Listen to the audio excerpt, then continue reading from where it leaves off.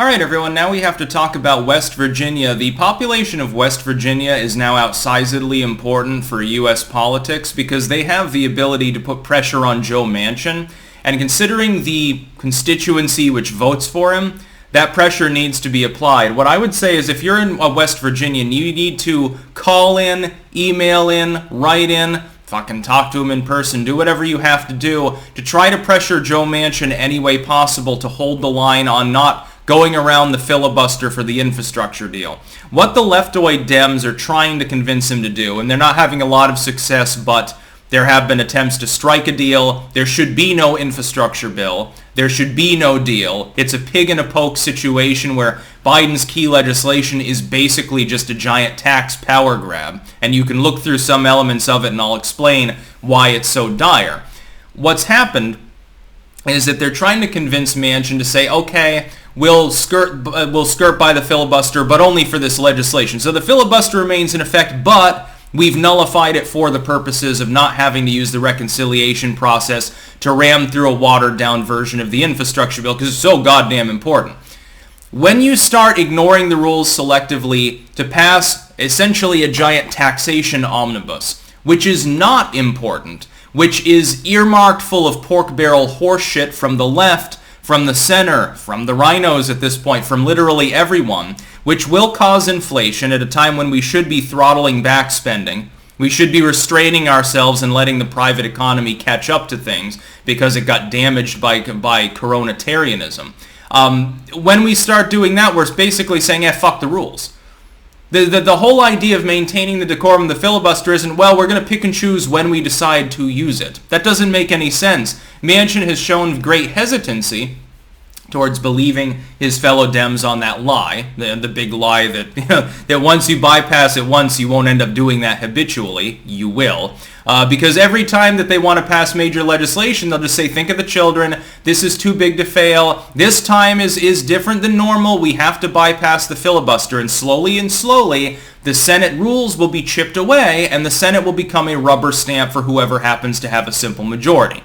This either means complete goddamn total gridlock if it's out of step with the House or with the presidency, or a rubber stamping edifice that no longer serves anything but a vestigial purpose. If the Senate is going to become a direct democratic, non-filibuster rubber stamp, we might as well not even bother having a bicameral legislature. There would no longer be any goddamn point to having the U.S. Senate. You might as well just expand and have a second house.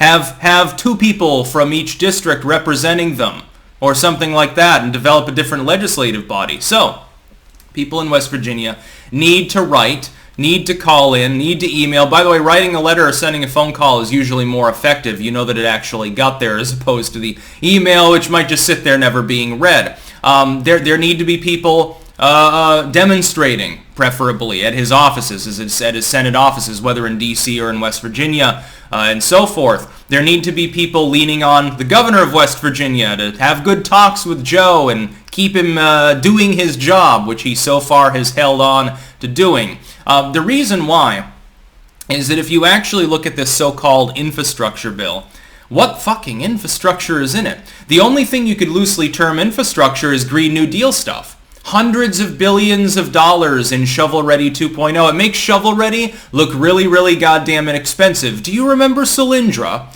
that solar firm that got huge amounts of U.S. taxpayer money and then went belly up?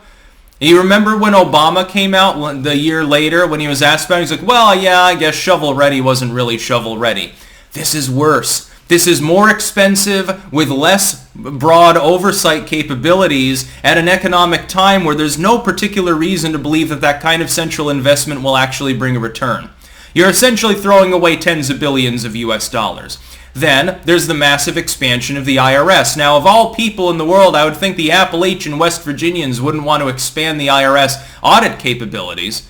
Do you honestly believe Joe Biden when he says, because he's lied about taxes, and I'll get to that because that's also hidden in this bill as well. He's already lied about taxation not affecting anyone making under $400K a year. Now we know that's not the case. It'll affect literally everyone. Don't you think the same is true when he uses that exact same number when he says, well, don't worry, you're not going to get audited any more frequently unless you're making a lot of money? Bullshit.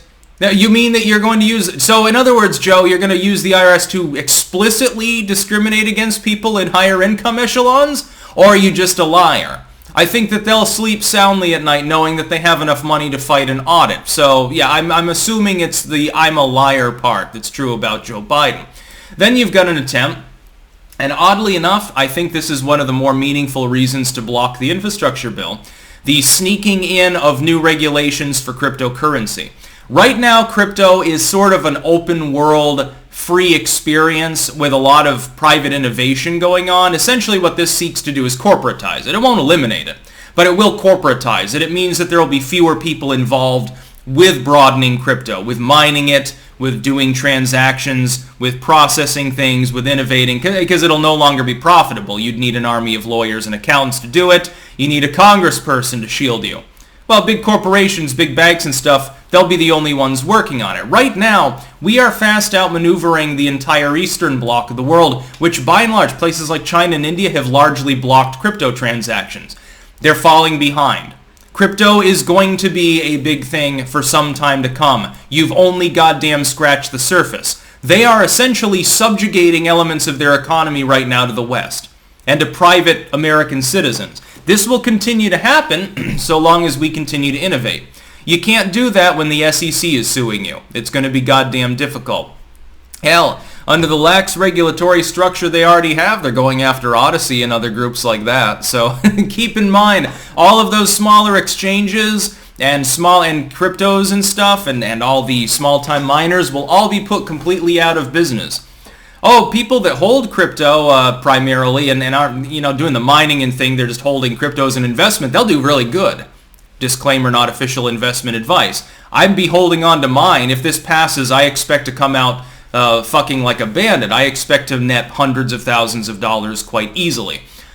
But it will also screw up crypto long term. It'll be sort of a one-time thing as opposed to having something truly innovative that brings more wealth and more productivity and efficiency long term. So I mean, it's a win-win for me in one sense, at least according to my understanding of the likely trajectory of things. But it will screw with things as well if we corporatize crypto. And out of principle alone, as a libertarian, I don't want government regulating anything more because I think we need to burn 90% of the regulations that already exist. In this country, if a kid sets up a lemonade stand, the gendarmes don't come and harass them.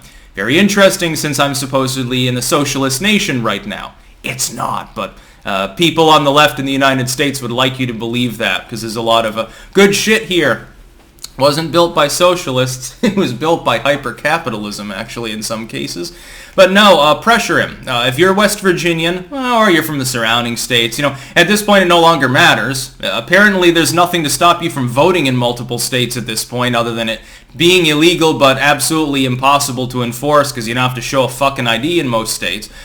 So yeah, just call up Joe Manchin's office and say, tell Joe to hold the line against the other Joe that's economically illiterate. Say no on the infrastructure bill. No on the filibuster bypass. That's about all. Peace out.